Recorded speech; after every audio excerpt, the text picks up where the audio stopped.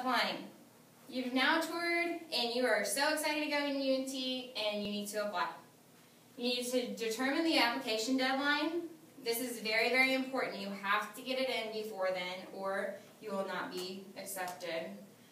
You need to gather your transcripts. This is a very, very big deal. You need to go to the community college that you're currently attending and any other college that you've attended before.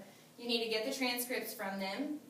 They will give you an envelope if you get it there, or they can mail it straight from their office to the UNT office.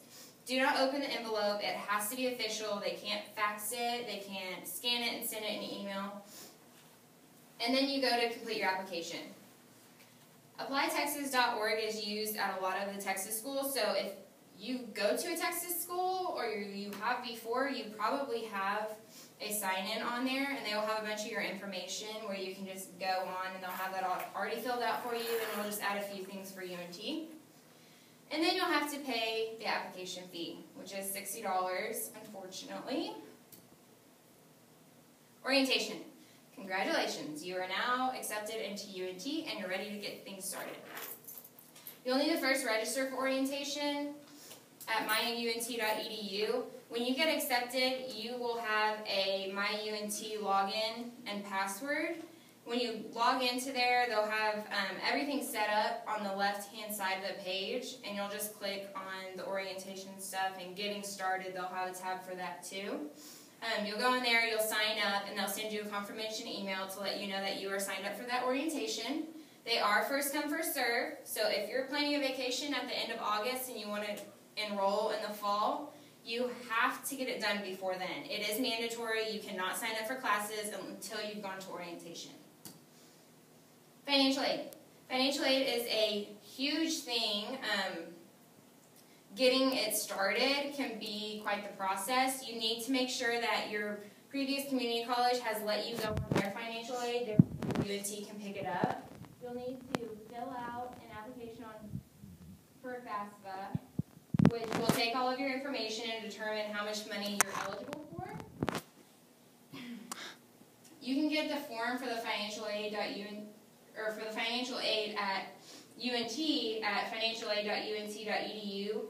Financial aid form, you need to make sure you get the current one. They do have a couple of the older years up there, so just make sure you click on the right one. You'll need to schedule an appointment. Appointments with them just to make sure that everything has come through, because that, school is very expensive, and that money will be crucial at the beginning of the semester when you don't want your classes to drop. Now that you have all of that set, you are ready for orientation. Orientation is going to be a very long day. You'll get tons of stuff done, and you'll feel a lot more confident about transferring into UNT. You'll be meeting with an advisor, and you need to come prepared for that. You need to come with transcripts if you can get a hold of them. They can be copies, they don't have to be official. You will need, if you go onto the UNT website, you can get degree plans, and you can kind of just look over, see what you've already taken at the community college, and compare what classes do you need, what classes have you already taken. Kind of make a list to yourself what you think you should be taking this next semester. Ask questions. They don't mind. Ask as many as you want, and they will get you an answer. If they can't answer themselves, they will get it to you somehow. Take all forms with you after your meeting. They will have tons of forms. You will lay out everything that you're going to be taking. You will have class lists. They'll have a copy of transcripts that they'll give you. Keep this all together for when you go home, because you'll need everything. And then before you leave orientation, make sure that you understand the registration process. The registration process is not at the orientation. You will have to go home, bring this list that they've given you, the ideas of the classes that they believe that you should take, and they'll give you a registration code. You'll then go home, you'll sign on to your myunt.edu, and you will get on there and sign up for classes. Get your student ID. This isn't a must, but it's very smart if you do, because if you don't, you will be stuck with every other student on the first day of school trying to get theirs also. Registration. Like I said, you will have your papers, you'll get home, you're ready to register. You want to do it as soon as you can, because you'll have a bigger variety of classes that you could take. Double check your schedule. Choose the times that you want to go to class, that you'll be more motivated to go to class. If you want to work in the evenings, go to class in the morning, vice versa. Make sure all of your classes are going towards your degree. Double check, just make sure that the classes that you have signed up for are on the degree plan of what you want to graduate with. There's some communication sometimes, and even just when I look through it sometimes, I get confused because there's so many numbers and so many classes to take. Just double check it. You don't want to take something that you've already taken. Determine the best, or like I said, determine the best class day that fits. I don't take class on Fridays because I don't really want to take class on Fridays, honestly.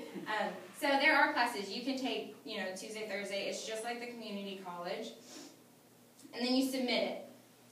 You will have your classes submitted. You'll have them in your spot, but you can go in and kind of rearrange them when they open up the add drop date. So just kind of keep your eye on it. If you decide that you don't want to do that before classes start, you can switch around if it's still available. Living arrangements. You have your classes, you've been to orientation, you've applied, all of that stuff is done. Now you need to decide where you live. When you decide where you live, whether you want to stay in the dorms, you want to stay in an apartment on campus or off, you need to pay your deposit.